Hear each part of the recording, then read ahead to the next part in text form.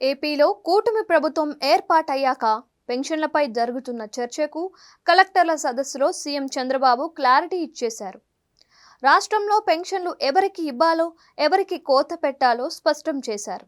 అలాగే అనర్హులకు పెన్షన్లలో కోత విధించే విషయంలో మార్గదర్శకాలు కూడా ఇచ్చారు. దీంతో కలెక్టర్లు దీనిపై ఫోకస్ పెట్టబోతున్నారు. ఈ నేపథ్యంలో త్వరలో పెన్షన్లపై క్షేత్రస్థాయిలో చర్యలు మొదలు కాబోతున్నాయి. ఇవాళ పంచాయతీరాజ్ గ్రామీణాభివృద్ధిపై రెండవ రోజు కలెక్టర్ల సమావేశంలో సీఎం చంద్రబాబు నాయుడు పెన్షన్లపై స్పందించారు.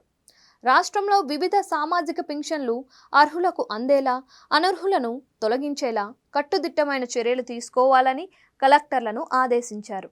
ఇందుకు సాంకేతిక హైబ్రిడ్ విధానాలను వినియోగించి ఫిజికల్ వెరిఫికేషన్తో అనర్హులను తొలగించాలని సూచించారు. ముఖ్యంగా వికలాంగులకు జారీ చేసే సదరం సర్టిఫికేట్ల జారీలో అక్రమాలను పూర్తిగా నివారించాలని కలెక్టర్లకు చంద్రబాబు ఆదేశాలు ఇచ్చారు.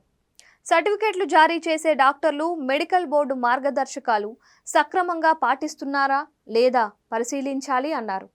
ఎక్కడైనా సదరం సర్టిఫికేట్ల జారీలో మార్గదర్శకాలను ఉల్లంఘిస్తే సంబంధిత డాక్టర్లపై చర్యలు తీసుకోవాలి అన్నారు.